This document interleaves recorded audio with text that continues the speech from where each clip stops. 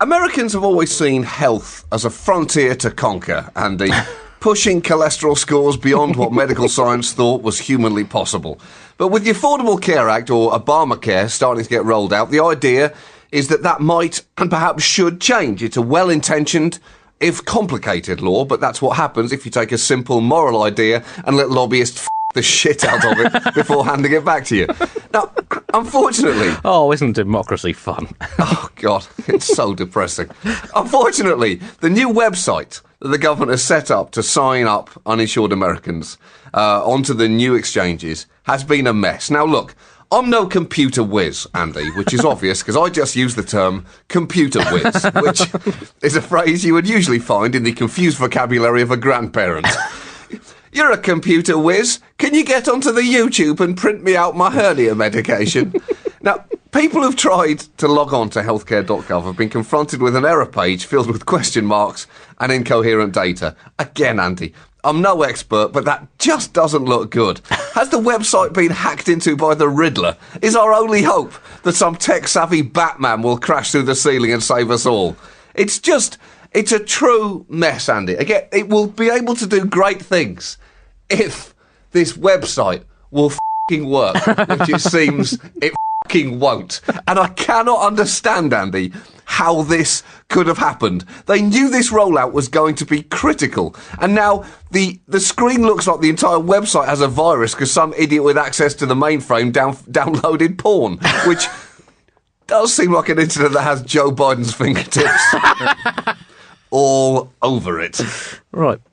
I think you could have phrased that slightly differently, John. I'm now imagining Joe Biden's fingertips all over something.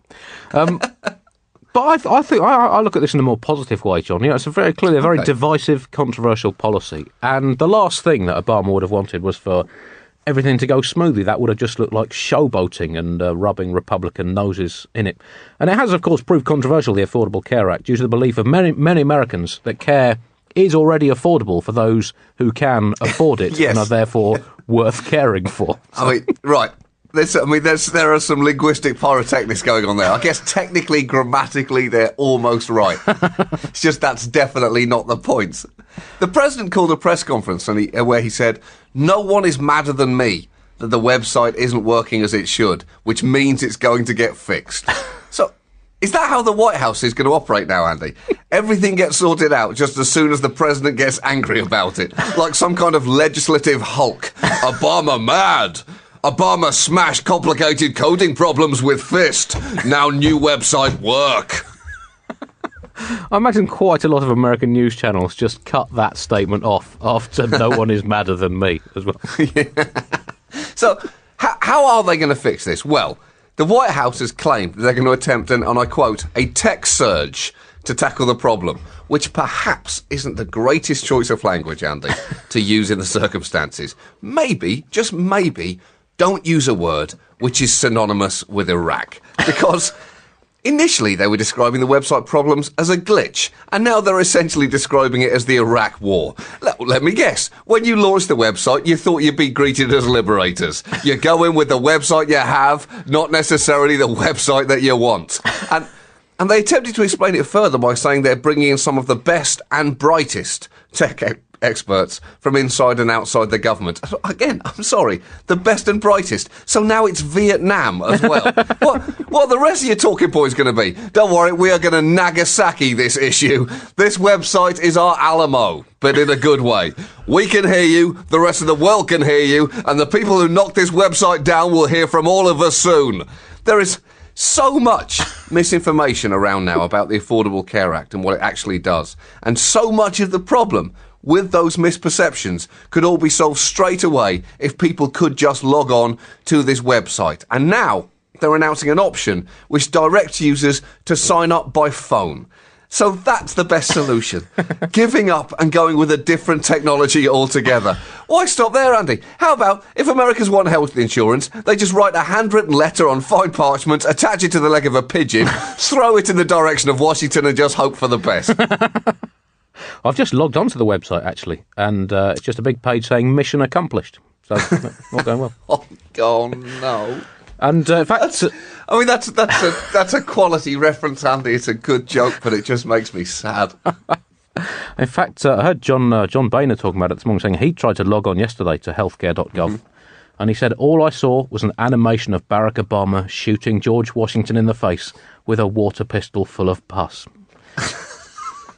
But Republicans have repeatedly tried to derail the healthcare law, and they seem to be trying to now use this technical glitch as a way of delaying it still further. And they seem to have the same attitude towards the healthcare law as Wile E. Coyote had towards Roadrunner, at least before their final emotional rapprochement when Coyote was terminally ill in a hound hospice after contracting gangrene in a leg wound sustained when catapulting himself into a cliff. A tearful Roadrunner said after Coyote's passing, "I came to respect Wile as an adversary. I admired his ingenuity, even if I questioned the source of the funding for his equipment, which seemed at best suspicious, and at worst, obviously linked to either drug cartels or major terrorist groups who wanted a willing guinea pig to test out potential new equipment. Whether Wile knew the provenance of his many lethal devices, which will one day no doubt bring pain and destruction to many, I do not know. I prefer to credit him as an enthusiast, passionately devoted to the art and craft of predatory killing in an inhospitable desert habitat." Wiping a tear from his beak, Roadrunner continued, "Whilst I could not call Wile a friend, in many ways he became the touchstone by which I judged myself, my defining nemesis. He was the Napoleon to my Wellington, the Roddick to my Federer, the Italian prison system to my Berlusconi. For all our differences, he made me the Roadrunner I am today."